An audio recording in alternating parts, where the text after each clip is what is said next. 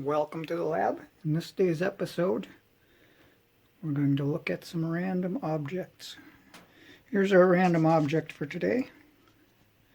It is a small air motor. I made it several years ago. It is a Vee Twin.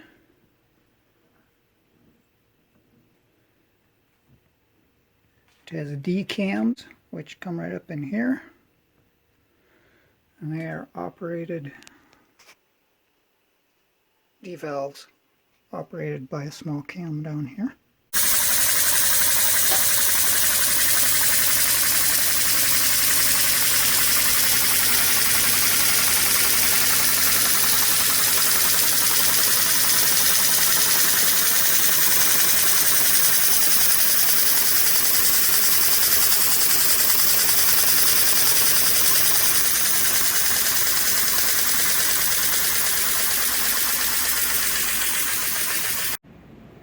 And that's that.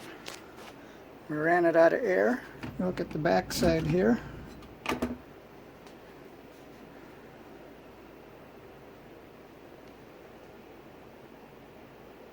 It's not particularly useful, just interesting.